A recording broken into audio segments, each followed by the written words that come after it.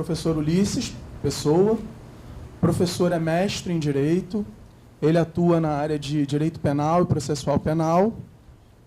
Ele hoje não atua mais diretamente no contencioso, né, no judiciário, efetivamente, mas ele atua prestando consultoria e ele hoje vai palestrar aqui para vocês. E eu espero que seja de muito bom grado as palavras do professor. Eu queria que vocês recebessem com uma salva de palmas o professor Ulisses.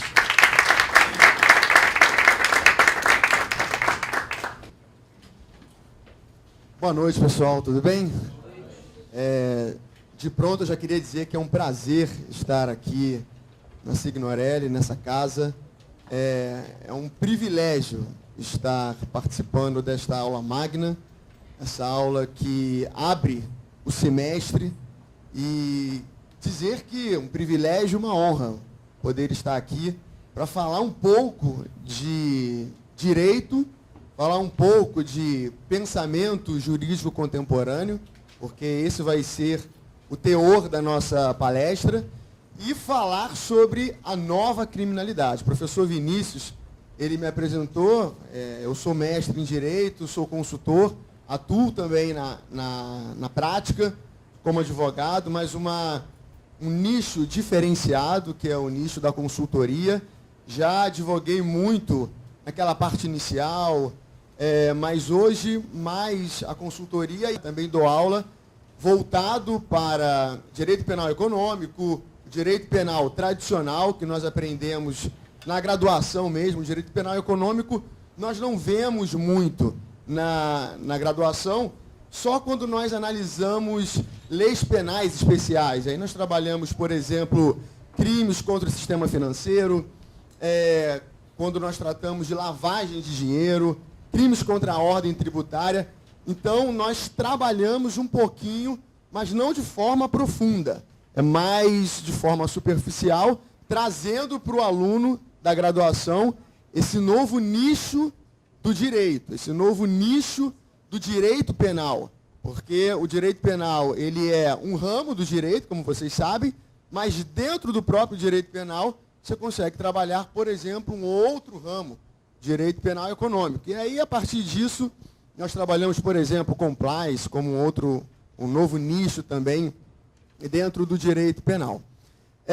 Então, como eu disse, eu quero agradecer aqui a Signorelli, na pessoa do professor Vinícius, por estar aqui e falar para vocês, trazer essa importância do direito, a importância do advogado, pensando nessa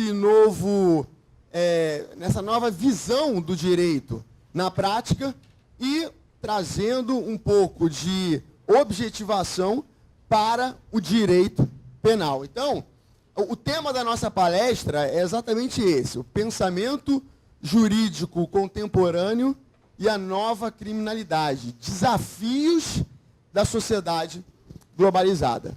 A primeira coisa que nós precisamos pensar como advogados, e vocês estão iniciando agora a faculdade, vocês estão ingressando agora no mundo jurídico, é que a concepção do advogado hoje no ordenamento mudou. Então, eu vou te dar um exemplo, para não ficar uma coisa amassante. Eu, como professor de direito penal, de processo penal, de criminologia, e como advogado também, atuante na prática, eu não posso mais ficar preso única e exclusivamente à seara do direito penal. Como assim?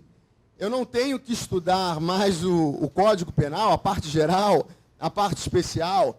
Não, não é isso.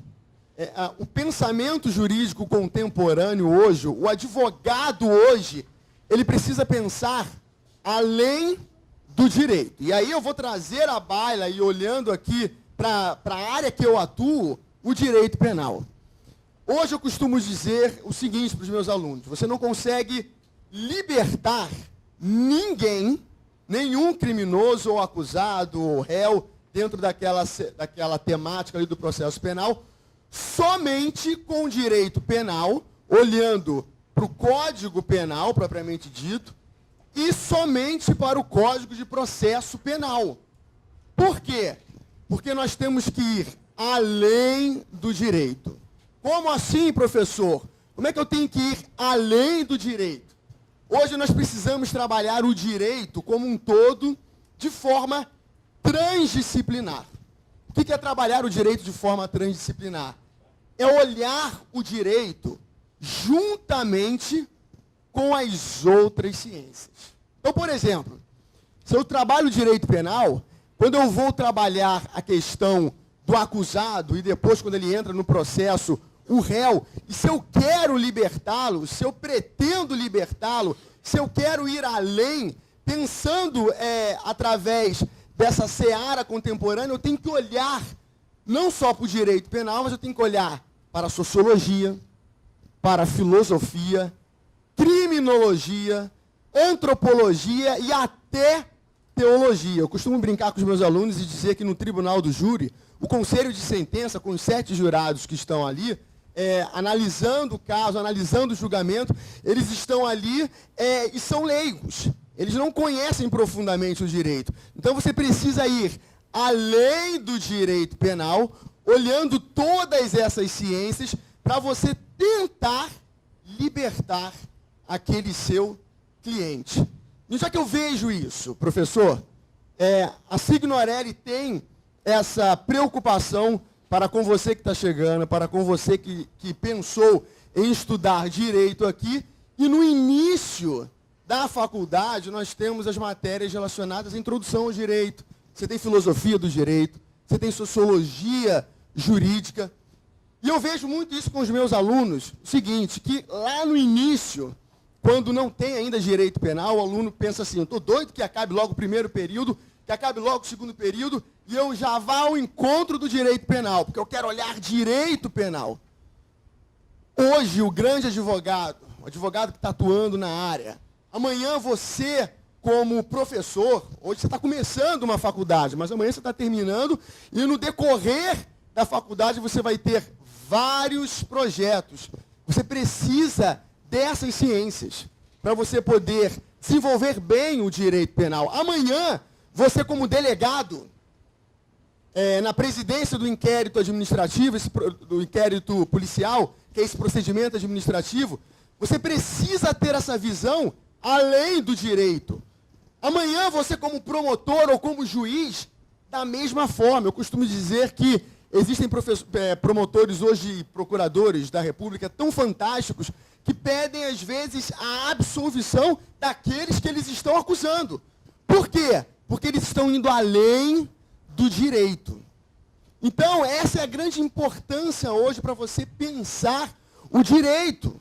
E o direito penal como um todo. Mas nem todos aqui estarão atuando só no direito penal. Eu costumo brincar que quando nós entramos na faculdade, nós namoramos com direito penal, mas casamos com direito civil. São poucos que mergulham na seara do direito penal. Mas isso serve para qualquer área. Amanhã você, como promotor, eu creio, eu tenho certeza que muitos alunos aqui serão amanhã promotores, serão amanhã juízes, precisam ter esse pensamento diferenciado que o advogado hoje, o estudante de direito hoje, precisa ter. Nós precisamos ir além dos códigos, sejam eles penal, tributário, civil e por aí vai. Nós precisamos ir além da análise dogmática do direito e precisamos ser profissionais do amanhã, do hoje, né? E do amanhã diferenciados. Dentro dessa perspectiva, nós temos que olhar para a nova criminalidade. E eu, como professor de direito penal, como consultor em direito penal, advogado atuando na área de direito penal, nós temos que falar sobre essa nova criminalidade. E que nova criminalidade seria essa? A criminalidade econômica. Eu sei que você está no início ainda da faculdade, mas você tem bom senso, você é inteligente, você lê jornais e você está acompanhando, por exemplo, aí, a Lava Jato. Desde a época do Mensalão, 2004, e hoje a grande operação Lava Jato em voga. Por que nós temos que pensar nessa nova criminalidade? Porque hoje, essa nova criminalidade é a criminalidade do século XXI, é a criminalidade dos tempos modernos. Na faculdade, nós ficamos muito efervescidos para pensar no homicídio, para pensar no latrocínio, no roubo, no furto. Só que a criminalidade econômica, através da corrupção, ela mata muito mais do que uma pessoa quando é assassinada, quando uma outra tira a vida daquela pessoa, da vítima. É claro que o homicídio nos choca. Você vê lá o que aconteceu semana passada, por exemplo, com aquela menina no colégio municipal que foi assassinada, está sendo analisado, aí eu estava até vindo agora no carro e ouvindo, tudo está sendo ainda averiguado. Esse crime nos choca muito, mas a criminalidade econômica, que se desenvolve através da corrupção, ela vem silenciosamente, você não percebe, ela vem comendo todo um estado, contamina tudo, e quando você vai ver, um estado, olhando para o Rio de Janeiro, está destruído, e quando você olha para o estado no sentido macro, no sentido amplo, a União, o Brasil como um todo, o Brasil ele começa a economicamente estar ferido, quase que destruído, em função de um problema por trás disso, que é a criminalidade econômica. Por exemplo, você vê a criminalidade econômica, ela não mata como o homicídio, mas ela destrói todo um sistema de saúde e as pessoas começam a padecer por causa disso. A criminalidade econômica ela não mata diretamente, mas ela mata um sistema econômico, as pessoas começam a ficar desempregadas, se desesperam e se matam.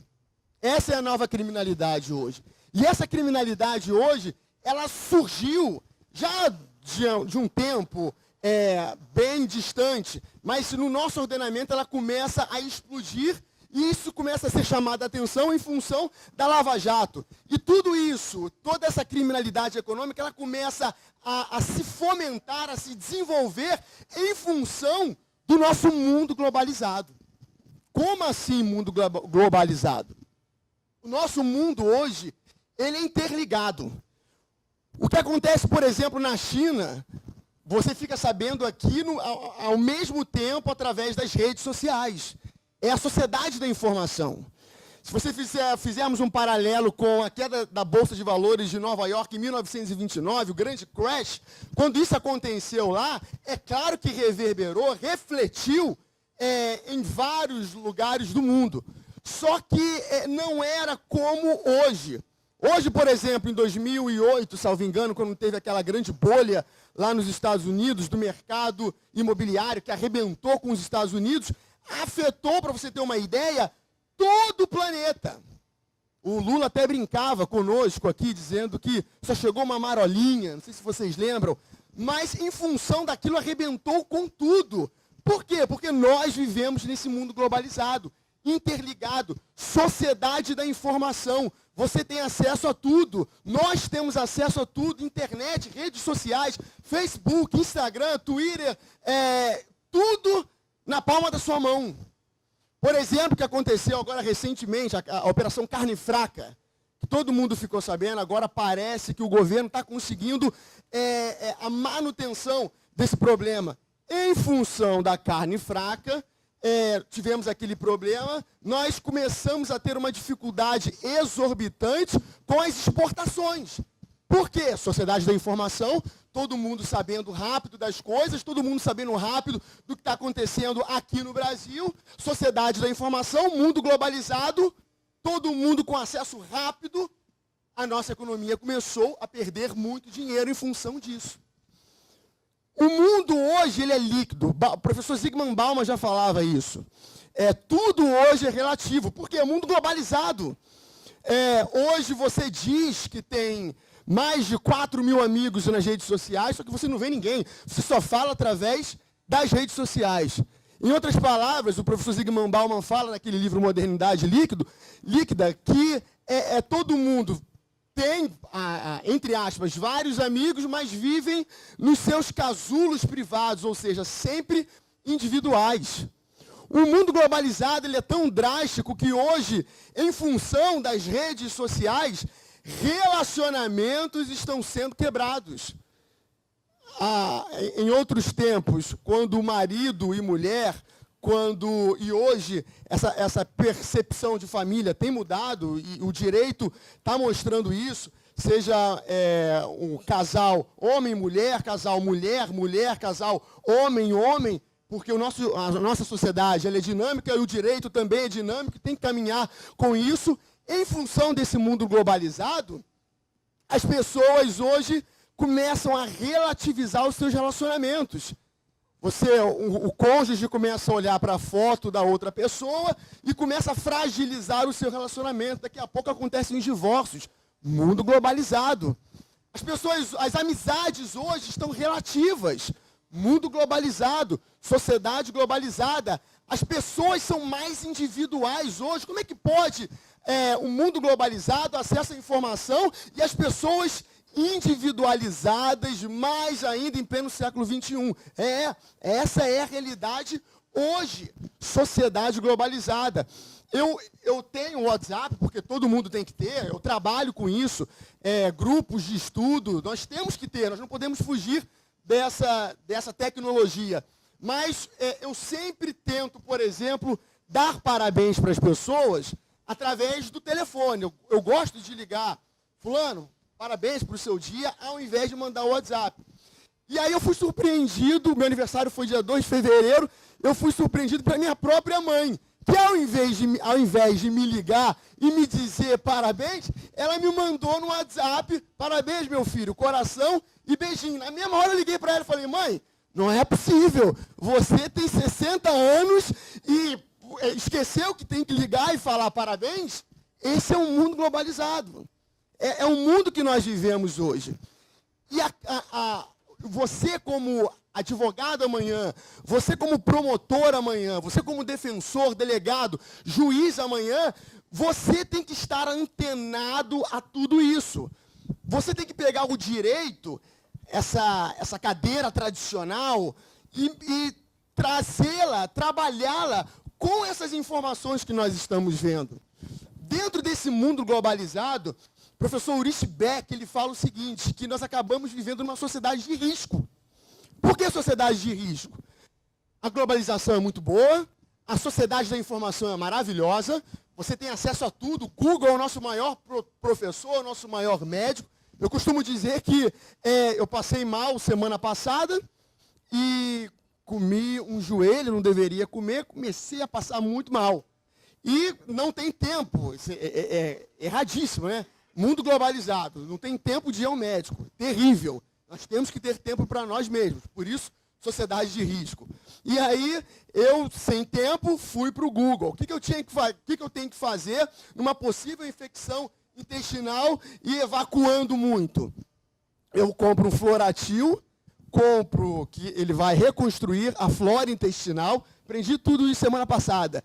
Compro o soro, e aí eu bebo o soro, e vou regulando ali minha alimentação. Melhorei sem precisar ir ao médico. Por quê? Porque o Dr. Google me ensinou tudo. Essa é a sociedade da informação, sociedade globalizada. Só que o Ulrich Beck fala que tudo isso pode gerar o quê? Riscos. E aí, riscos no relacionamento, riscos na sua vida de amigos, risco na sua vida individual. Ou seja, a modernidade, ela também vem e traz riscos. E é dentro disso que eu quero que você pense a respeito dessa nova criminalidade, a respeito dessa corrupção. Em criminologia, que é muito difícil ter isso na graduação, nenhuma faculdade tem isso na grade, mas nós, como professores de Direito Penal e Processo Penal, sempre recomendamos isso e as leituras adicionais para os alunos.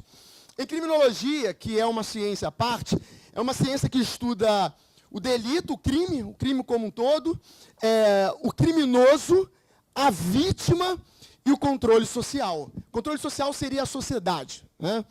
E dentro dessa nova criminalidade, dentro dessa análise à luz da globalização, à luz dessa sociedade de risco, o crime está mudando. E o criminoso também. A vítima também está mudando. Como assim, professor? O crime, como eu disse no início da palestra, não é só mais esse de matar, homicídio, artigo 121 do Código Penal, ou o furto, 155, ou roubo, 157, não. O crime hoje está mudando. Essa corrupção que destrói silenciosamente, corrói tudo e arrebenta uma nação.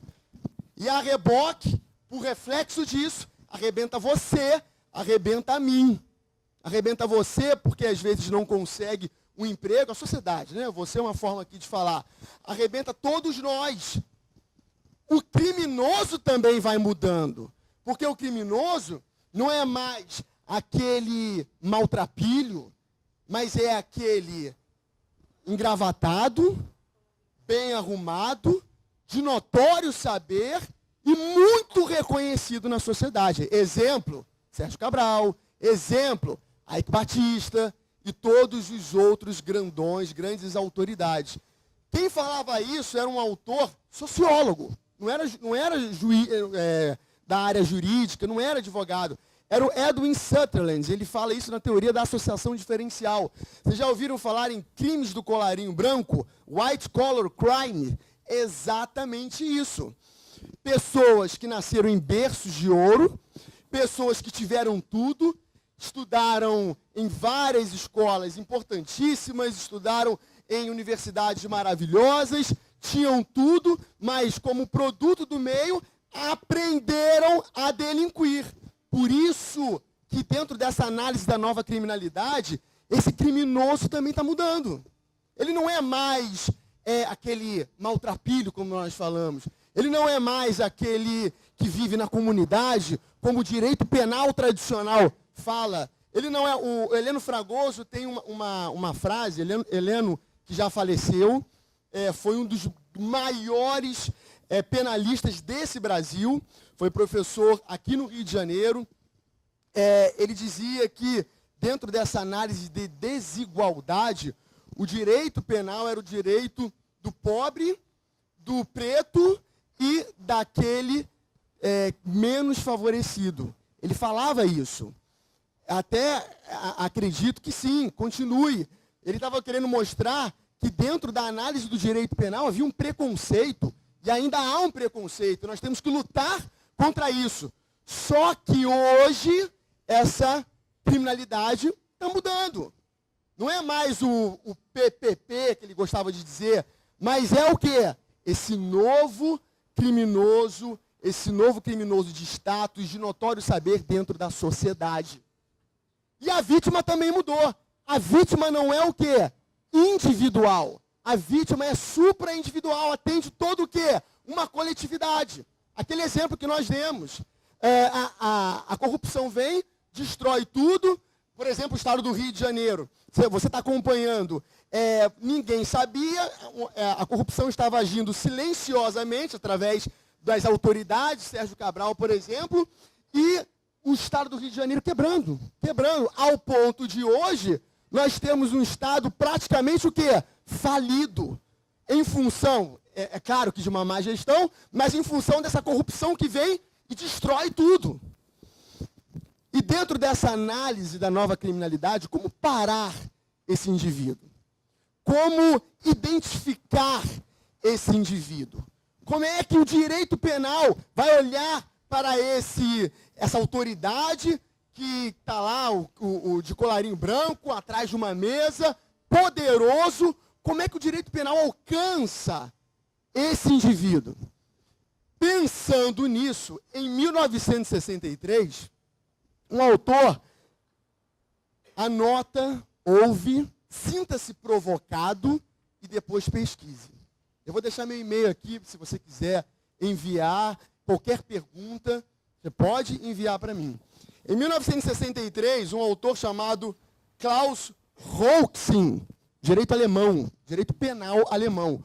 O nosso direito, o berço do nosso direito penal, direito também como um todo, mas sobretudo o direito penal, é alemão.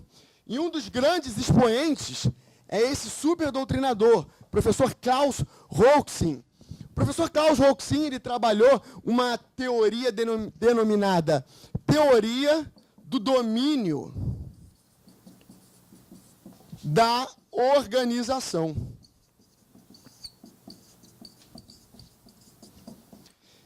Teoria do domínio da organização. A teoria do domínio da organização seria uma das vertentes da chamada teoria do domínio do fato. Vocês estão no início da faculdade ainda, mas daqui a pouco em Direito Penal, sobretudo na parte geral, no artigo 29, você vai trabalhar concurso de pessoas. E dentro de concurso de pessoas, você vai estudar uma teoria chamada teoria do domínio do fato. A teoria do domínio do fato, ela seria... Teoria do domínio do fato seria o gênero, que tem duas vertentes. A teoria do domínio funcional do fato e a teoria do domínio da organização. Nós não temos tempo aqui para trabalhar isso tudo, porque nós trabalhamos isso aqui num semestre, na graduação. Mas você vai chegar lá, já vai ter ouvido falar, por causa da nossa aula magna aqui. Eu quero que você pense só na teoria do domínio da organização. Só nesse braço, só nessa vertente da teoria do domínio do fato. Ok? Em 1963, o Klaus Roxin, ele estava vendo o julgamento do Eichmann, lá em Jerusalém. Tem um livro que é muito legal, chamado Eichmann em Jerusalém, da professora Hannah Arendt. É um livro de filosofia, mas muito bacana. E o Roxin trabalhou toda a teoria do domínio da organização na história do Eichmann. Quem era o Eichmann? Eichmann era um burocrata que era tipo um braço, tipo um testa de ferro do Hitler. Tudo que o Hitler mandava ele fazer, entre outros testas de ferro, o Eichmann ia e respeitava. E dizia assim, eu só estou cumprindo a lei. Eu só estou cumprindo o que o Hitler está mandando fazer. O que? Por exemplo, matar judeus. E aí ele foi julgado em cima disso. E o Roxin começou a pensar, peraí, uma coisa não justifica a outra. Mas o Eichmann está sendo responsabilizado por tudo. Tem alguma coisa errada aí. E é aí que, em 63, o Roxin começa a trabalhar a teoria do domínio da organização. Ou seja, eu preciso alcançar, dentro de uma estrutura organizacional, aquele que está pensando, aquele que não está metendo a mão na massa, mas aquele que está pensando nos crimes que devem ser cometidos e manda uma outra pessoa cometer por ele. Seria mais ou menos, vou apagar aqui, seria mais ou menos uma estrutura como essa aqui. Não é a pirâmide de Kelsen que vocês vão trabalhar agora no início da faculdade e depois, mas pensemos que isso aqui seja uma organização. Pensa que é uma estrutura, uma grande empresa, uma organização. E tem uma pessoa que fica lá no ápice pensando, controlando tudo.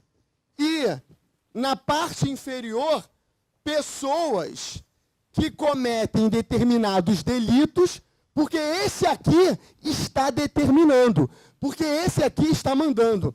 Dentro do exemplo da estrutura do Eichmann, que eu acabei de falar, que o Roxin estava analisando, esse camarada aqui é o Eichmann e ele é esse aqui de cima, que pensa que é o mentor, quem é? É o Hitler. E aí nós começamos a pensar essa estrutura dentro dessa nova criminalidade. Então, por exemplo, quando você olha para as estruturas hoje, numa análise da corrupção, você pode pensar, por exemplo, na Petrobras, e um diretor pensando, e aqueles outros ali, hierarquicamente inferiores, atuando, fazendo. Só que o Roxin trabalha o seguinte, olha, para ser teoria do domínio da organização, tem-se que respeitar, quatro requisitos. Tá bom, professor? Quais seriam esses 4 requisitos a serem observados na teoria do domínio da organização, à luz do que o Roxin fala? Ou seja, para ser teoria do domínio da organização, tem que ter esses 4 requisitos. Qual é o primeiro requisito? Poder de mando. O que é isso? Alguém lá em cima, na cúpula, ó, lá em cima, mandando, determinando, pensando, falando assim, olha, você aqui de baixo, você vai fazer assim, você vai ter que aplicar, você vai ter que cometer o crime dessa forma. A estrutura tem que ser de acordo com o que eu estou pensando. Tem que ter poder de mando. Segunda característica, desvinculação do ordenamento jurídico. Como assim, professor? Não estou entendendo. O que é desvinculação do ordenamento jurídico? A estrutura tem que estar fora de uma estrutura jurídica. Não estou conseguindo observar. Dê-me um exemplo. PCC, Comando Vermelho, ADA e similares. Repare que o PCC, por exemplo, é uma estrutura. É uma estrutura que tem poder de mando. Quem é que tem poder de mando lá? Marcola, um exemplo. Quer dizer, é ele mesmo, né? E é uma estrutura, é uma organização muito bem pensada, muito bem estruturada, muito bem organizada. Só que está fora do ordenamento jurídico. Terceiro, fungibilidade do autor imediato. Pô, agora estragou tudo. Que palavra é essa? Fungibilidade. Fungibilidade porque qualquer um que está aqui na parte inferior pode ser trocado. Deu para entender? Fungibilidade. Posso trocar por qualquer um. Pode ser o professor Ulisses. Ah, o professor Ulisses não pode. Pega o professor Vinícius e por aí vai. Esse aqui não pode ser trocado, não. Mas esses aqui podem. E quarto requisito, vinculação entre o autor mediato e o autor imediato. O que é autor mediato? O que é autor imediato? O autor mediato é esse indivíduo aqui que está o quê? Pensando. Mediato por quê? Porque não é uma atuação imediata. Ele está por trás disso, mandando que alguém de um nível hierarquicamente inferior, que é o autor imediato, faça. Deu para entender? Ele tem que fazer. E por isso que tem que ter uma vinculação. Olhando esses 4 requisitos aqui, nós vamos chegar à conclusão, e o próprio Roxin fala o seguinte, que a teoria do domínio da organização não pode ser aplicada, por exemplo, no caso da Lava Jato. Por quê? Porque o caso da Lava Jato está dentro de uma estrutura jurídica. Tem vinculação ao ordenamento jurídico. Ação Penal 470, mensalão. Relator, ex-ministro, né, Joaquim Barbosa, que todo mundo aqui sabe. A todos aqueles que foram condenados, eles foram condenados dentro da estrutura da teoria do domínio da organização. Mas o que aconteceu? O Roxin, na época, veio dar uma palestra na Escola da Magistratura, aqui do Rio de Janeiro, aqui pertinho, ao lado do Tribunal de Justiça. E o Roxin falou, tremendo absurdo o que o Supremo Tribunal Federal está fazendo. Estão vilipendiando, estão estragando a teoria do domínio da organização. Por quê? Porque não estão respeitando o segundo requisito. Deu para entender? Aí vem a Lava Jato hoje, né, mais atual. Construção do Moro, junto com a força-tarefa do Ministério Público Federal, toda com base na teoria do domínio da organização. Roxin vem e fala, tudo errado. Por quê? Porque não estão respeitando o segundo requisito. Eu acabei de escrever um livro recentemente que fala sobre a teoria do domínio da organização aplicada à administração pública. Com todo o respeito, pessoal, por isso que o início da palestra, o pensamento jurídico contemporâneo tem que ser inovador. Você não pode ficar aqui dentro da Signorelli só pensando direito duro, dogmático, olhando só para o Código Penal, olhando só para o Código do Processo Penal. Você tem que ir além, para amanhã você ser um advogado que vá além, para amanhã você ser um promotor que vá além, um delegado, um defensor e, sobretudo, um magistrado que vai além.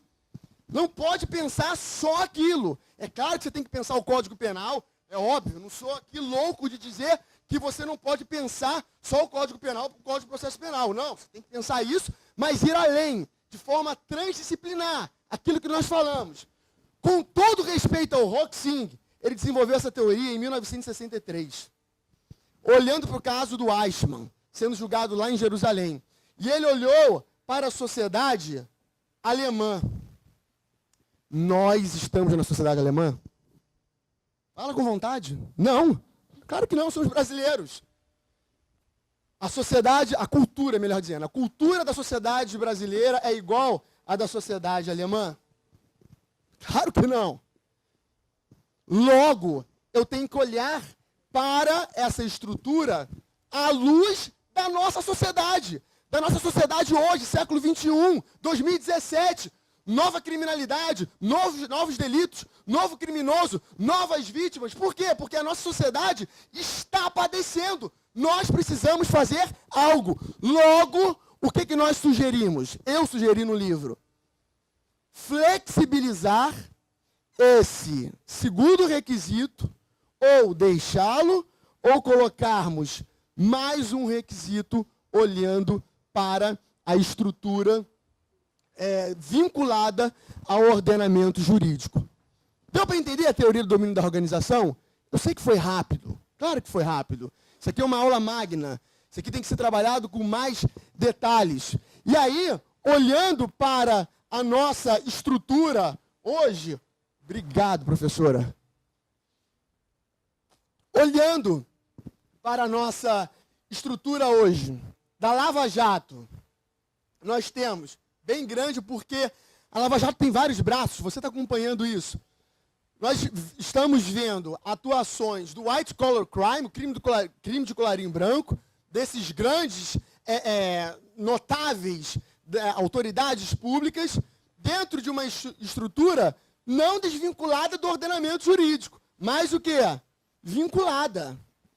A administração pública, vocês vão trabalhar isso quando desenvolverem tanto direito constitucional, mas muito mais especificamente direito administrativo.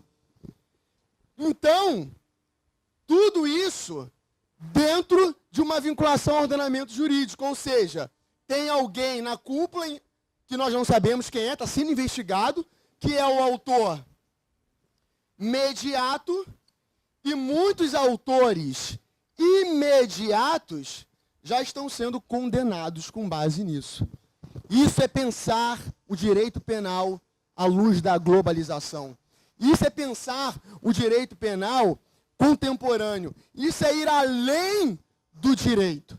E você tem o desafio, dentro dessa casa, que é a Signorelli, com toda a oportunidade que você tem, se você está aqui hoje, por exemplo, numa aula magna, é porque você está tendo oportunidade de, nos primeiros períodos e no primeiro período, acho que todo mundo aqui é do primeiro período, né?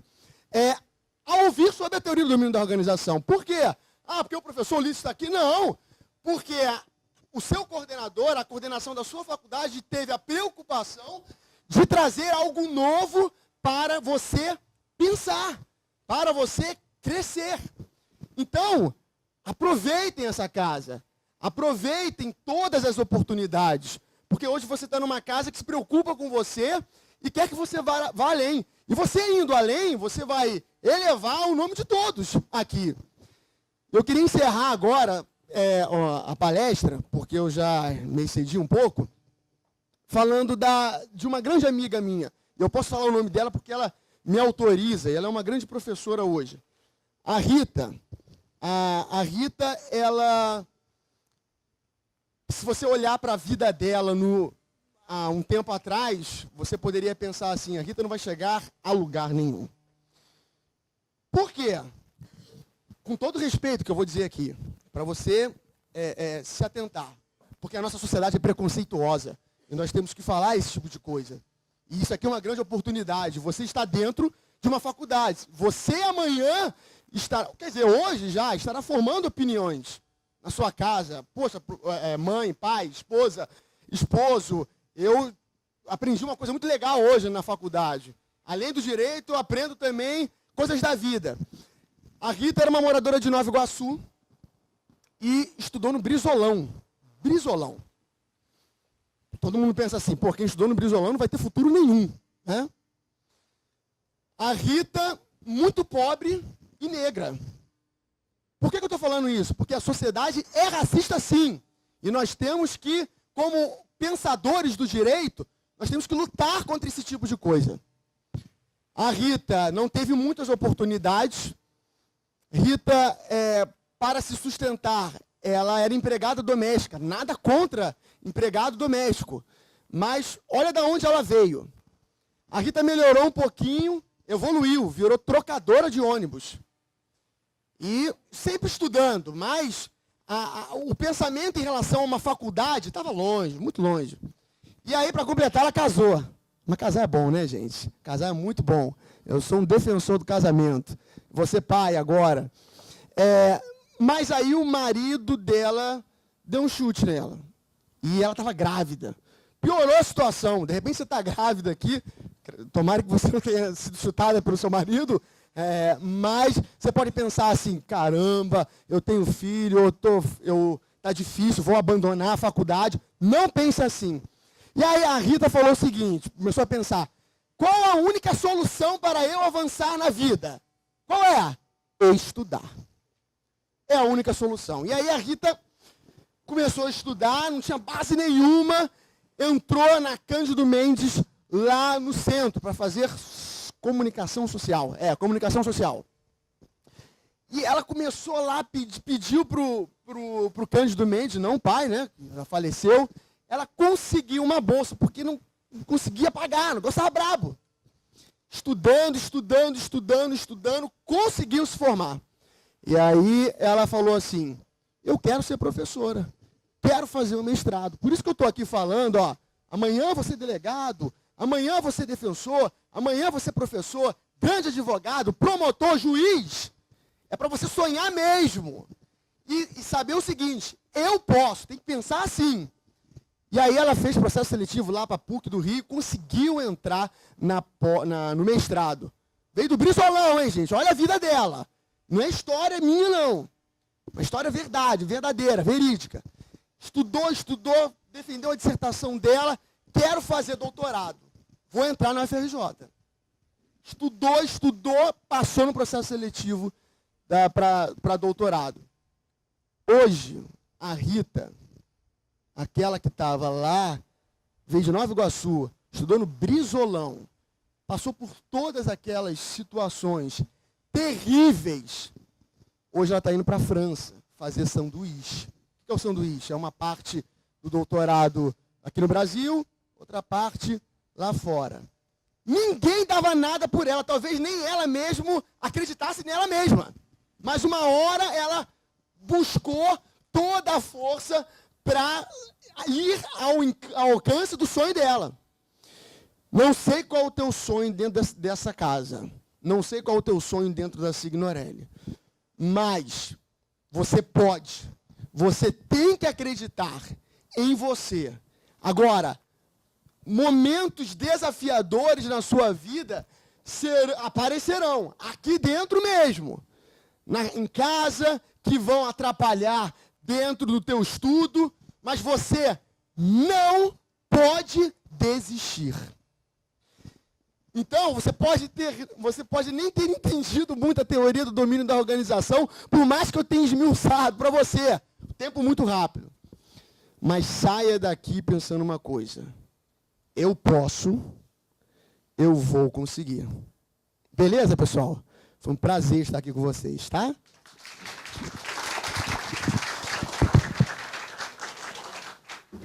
Bom, professor, eu queria parabenizar pela sua exposição. Muito obrigado por você ter estado aqui nesse momento conosco. Vou pedir à diretora, professora Verônica, que entregue o nosso certificado de participação na aula magna.